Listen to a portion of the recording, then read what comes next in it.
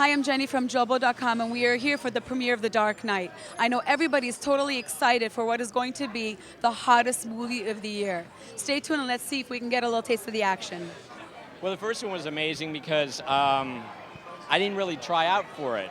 Chris just asked if I would do it, and I was flattered because I've been a fan of Chris's for a long time, and just the ability to not only work on a Batman film, but to have been able to tell his origin story, which they'd never done in film or television before and hadn't even fully covered in the comic books. It was just a once-in-a-lifetime experience. And then it wasn't a foregone conclusion that we would do a second one. It was only about 3 months after Batman Begins opened that Chris called me and said, let's have lunch, talk about a second one. And here we are 3 years later on a second one. I think the thing we were most scared about was topping ourselves. We felt like we'd done a really good job at the first one, and we were worried that we wouldn't be able to come up with a movie that would be as good or better than the first one, but I think we did come up with a better one. Oh yeah, you did. Yeah. So can we expect a third one? I don't know. We haven't talked about it. Chris is very much like a one movie at a time guy. I know he's going to take a nice month-long vacation after this film opens, and if Chris calls me in a few months and says, let's talk, I'm there, and we'll see. Oh, it's big time. It is big time. Michael, tell me what it feels like to be part of the biggest fanboy movie of the year. Well, it feels unique for me because I've never been in a movie that's got such reviews. I've been in movies that got great reviews, but these are some of the best reviews of all time. I saw a review on television yesterday where they said this is the best hero movie ever. And I sat there and went, Jesus. I'm going to go and see it again tonight. But tonight it's in IMAX. I've never seen an IMAX film. I'm looking forward to it. Now, if you could play a superhero in a film, who would you choose? I'd choose Batman. You choose to play Yeah, Batman. I've had Batman. They did a sequence. Mrs. Kane, Bob Kane's wife, said you should do that sequence. It's very funny because Bob Kane wrote a sequence where Batman was trying to fool the enemy, and he dresses the butler up as Batman, and he goes round in his civilian clothes. So I'd like to dress up as Batman and do that sequence. So we can expect to see you as the next Batman. Oh, you no, I don't think so. So you play the mayor of Gotham City. I do, yes. In The Dark Knight.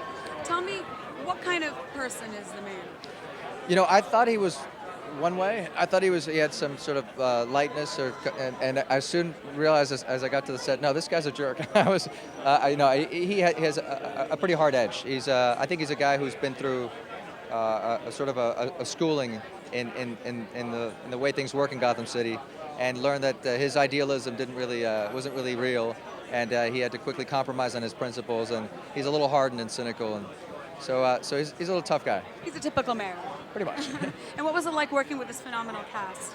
Amazing. I got to work mostly with Gary Oldman and Aaron Eckhart. Two amazing actors. And add to that, they're extremely generous actors and just great people. So it was a real treat. And what was your initial reaction when you saw Heath Ledger's interpretation of the Joker? Okay, I haven't seen the film yet. I'm going to see it for the first time tonight. No, filming it with him. Oh, filming with him. Yeah, when you first saw him on set, when I first saw him. Yeah. What was your first initial reaction? Well, the first thing was the makeup. You see the makeup, and when you think of the Joker, you think of, or even past Batman, you think of more clean lines and a mask and the whole thing, and to see this sort of jagged rendition of the Joker was jarring and disturbing at once. It just was so real, but it's so typical of the way Christopher Nolan works. He takes a genre and he makes it much more real than it's ever been made before. He really grounds it, makes it deeper, more profound. And even the stunts, 90% of them are real. So it's not CGI. So that's one of the great things about working on as Batman Begins was, another psychological thriller. Well, I read that Heath Ledger locked himself in a hotel room for a month to develop his character. How did you develop yours? Let's see. I went to a car lot and no, I don't know. I didn't do that, but it shows with Heath on the screen. Heath's wonderful in this movie, and he's electrifying. And to go to those depths that he went to in this character, I think that you would have to lock yourself. Which hotel did he do it in? The Bel Air or the Holiday Inn? I have no idea. I just read that he locked himself up for a month, didn't come out, and yeah. Well, it shows. It's on the screen. And what has it been like for you to be part of this amazing I'm just getting production? used to it. I mean, this is the first night, really, of this whole thing, and I'm kind of just looking at Christian, seeing what he's doing, you know, kind of holding on for dear life. You know, we're going to go all over the world and promote it, and I'm just happy that there's just so much excitement about it. The fans, people are dressing up and wearing their Batman paraphernalia, and I'm stoked. And can we expect you to be in part 3? Is there a part 3? I hope so. Well, you let me know.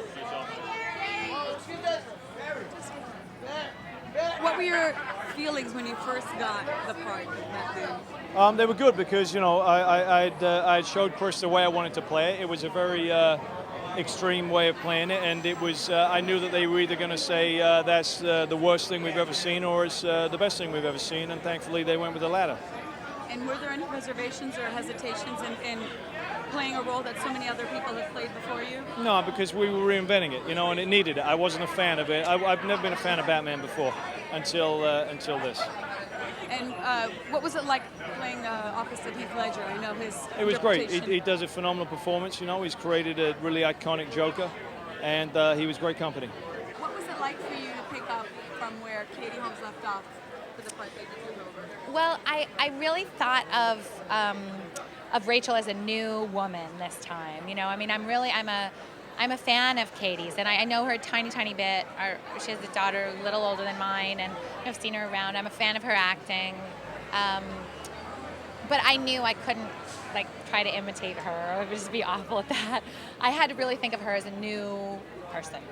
And at the same time, there are some things that happened in the previous movie, you know, narrative things that Katie set up that I definitely took from, and you know, for example, she says in the previous movie at the end, she says, I love you, Bruce, but I can't be with you if you're Batman. And that reverberates all throughout this movie, so. You are by far the best Batman ever. Thank you Just very wanted to much. tell you that. Holy smokes, my heart is still going pitter-patter from all the excitement, but especially from meeting the hottest Batman ever. Unfortunately, that brings us to the end of our night. I hope you enjoyed the black carpet premiere of The Dark Knight as much as we did.